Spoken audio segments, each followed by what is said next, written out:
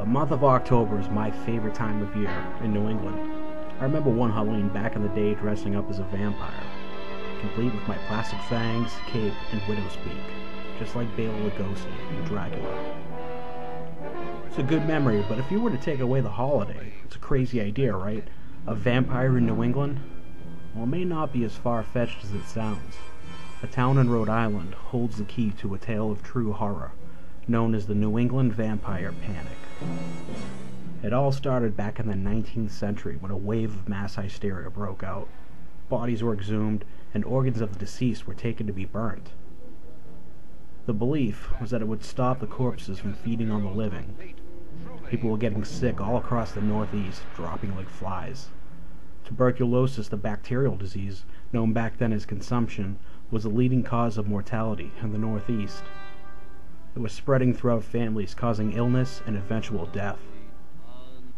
However, fear and isolation in the smaller, uninformed rural areas bred a theory that somehow the deceased were consuming the lives of their surviving relatives. The sufferers of tuberculosis became emaciated, with sunken eyes, like something was draining the life out of them. And that's exactly what some thought. By 1882, Robert Koch published his work identifying the tuberculosis bacterium. However, word had not spread to the smaller farming communities, leading people to draw their own conclusions. The events of this great vampire panic seemed to vary state to state in New England. In parts of Maine and Massachusetts, their solution was just to simply flip the bodies over, face down, and seal it back up.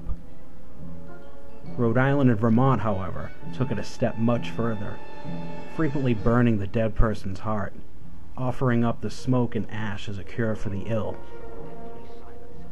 There are other reports of decapitation, staking, and burning of corpses in an attempt to stop the dead from coming back to drain the blood of their loved ones. One such documented case came out of South Woodstock, Vermont in 1817, when 20-year-old Frederick Ransom died of tuberculosis. His father had his body exhumed, removing his heart and having it burnt in a blacksmith's forge. Frederick is an example of a person from a more affluent family that gave in to the paranoia of the vampire panic. The idea of the undead coming back to feed on the living was likely brought over from Eastern Europe. Vampire panics were common all the way up to the late 1800s in New England, particularly in the state of Rhode Island, where one of the best documented cases occurred, the Mercy Brown incident. Mercy Lena Brown lived in Exeter, Rhode Island, a prime example of the type of small, rural community affected during the vampiric hysteria. Exeter was a scarcely populated place back in 1892, with a population of just 961 people. Casualties of the Civil War, along with the promise of a better life out west to work on the railroads, is what brought the total down. What was left of the population was no exception to the epidemic of illness that was plaguing the Northeast. In December 1882, the disease first struck the Brown family. Mercy actually went by her middle name, Lena, and it was her mother, Mary, that was first to succumb to her illness. Lena's 20-year-old sister, Mary Olive, would follow a year later. One obituary said the whole town came out to her funeral and sang a hymn that Mary Olive herself selected before her death. It wasn't until a decade later when Lena would fall ill. In January of 1892, the paper would give her a more modest obituary. Miss Lena Brown, who has been suffering from consumption, died Sunday morning. In spite of this mere recognition, her name would be the one that would live on in history. Lena died at the age of 19 and was survived by her brother Edwin and father George. When Edwin became sick, neighbors began to worry for their own health. Eventually, they approached George with the idea that one of his daughters, or perhaps his wife, were alive in the grave, feasting off his son Edwin's living tissue and blood. George Brown granted his neighbors access to exhume the bodies of the Brown women to check for fresh blood in their hearts. And on the morning of March 17, 1892, a group of men did just that. After nearly a decade, all that was left of George's wife and daughter Mary were their bones. As for Lena, she had only been buried for a few months. Frozen over from the winter, the ground acted like a freezer, preserving her body. A makeshift autopsy was performed on site, with a doctor on hand to help. During the procedure, clotted blood was found in Lena's heart, which along with her liver were removed and burnt on a nearby rock as a precaution. Noticeably absent from the events of that day was George Brown. Lena's brother Edwin, however, was present to drink water mixed with the ashes of his sister's heart in a misguided attempt to cure his tuberculosis. He died 2 months later. As for the vampiric history of Exeter, it's likely the term vampire wasn't even used by the people involved in the Mercy Brown incident. This is a term the newspapers helped to coin while reporting the story to the public. A correspondent for the Providence Journal was in attendance the morning the bodies were disinterred, giving us a first-hand account of what happened that day. Exeter is a place that's almost unchanged since the days Mercy Brown was alive. Passing through is almost like driving into a time vault, and a true throwback to rural New England's old town charm. Right in the middle of it all is the Baptist church, which has been there since 1838.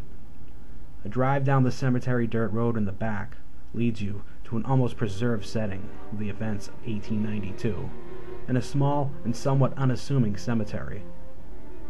On my visit, I didn't know the exact grave location, so I walked around the cemetery searching by name until I found the Brown family, rested beneath the shade of a nearby cedar tree.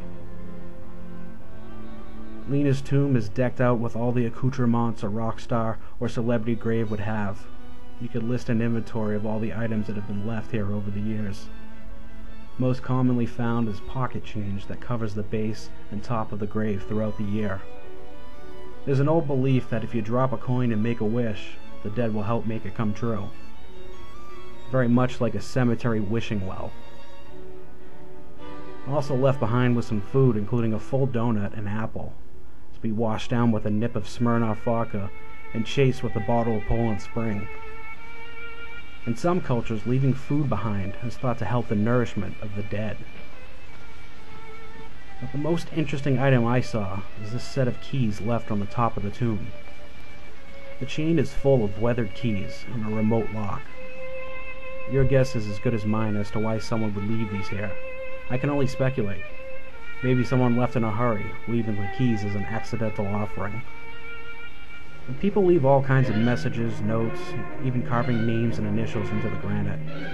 The grave itself has actually been stolen in the past.